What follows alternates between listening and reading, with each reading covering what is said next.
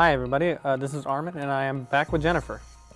Jennifer, obviously the foreign market's an important market whether you're working in film or TV. So what are some of the hurdles when it comes to selling something that's made for the American market to the foreign market in terms of post? Well, my experience is in television primarily, so I come to it from that direction. I think one of the things we look at, especially is content and storyline. There are certain storylines that just don't translate in other countries or aren't acceptable to talk about on television. So you have storyline issues. You also have the way people are dressed. You can be asked to remove content because there's too much cleavage, for instance. I mean, you laugh, but there are certain markets where you have to edit out so much of a program for wording, storyline, et cetera, that when you're done, you wonder if you have a story at all to sell because of scenes involving intimacy that have to be removed between unmarried people, which is not acceptable in some cultures to show on television or in theater. Certainly swear words, that comes up. And then you have the technical standards. The U.S. likes to think of itself as technically advanced, and we are. I mean, we have all of these fabulous cameras. Certainly Hollywood's one of the places where technology is well tested. There's other markets, obviously. Budapest does a lot of production. They get a lot of the high-end technical equipment as well. But what we find is that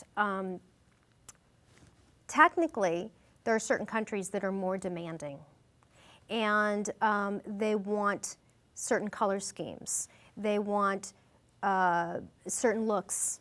And so they'll actually reject a programming for a look that a DP has worked really hard to achieve, that a colorist has spent hours creating, that suits the mood of the project. It's all part of the creative picture. And they say, we won't show it on our network. We want it to look like, a mayonnaise commercial.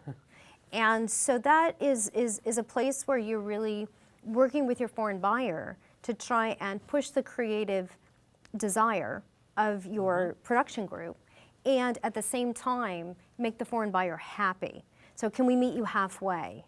Right. Can we meet you partway? I mean, you really push, and if they're not going to buy, I mean, it's like any negotiation, then you try to work with them to achieve the best that you can, including sometimes putting DPs on airplanes to color correct in those countries with the broadcasters sitting next to them, to work together.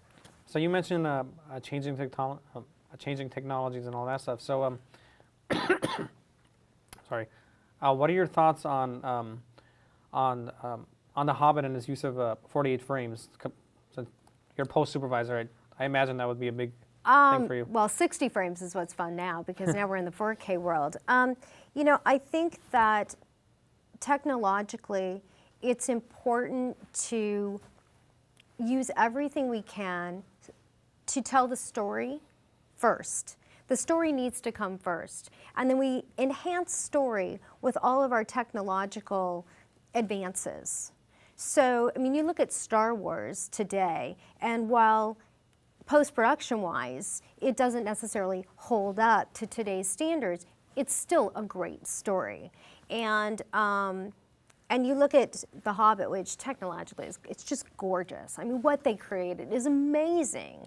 And the way they did it with farms and rendering farms. And they were doing things that were new and earth-shattering for technology today. So I think sometimes we spend too much time on the technology when we really should be spending time on the story. Right, okay. So Jennifer, thank you. That was very informative, and I look forward to speaking with you soon.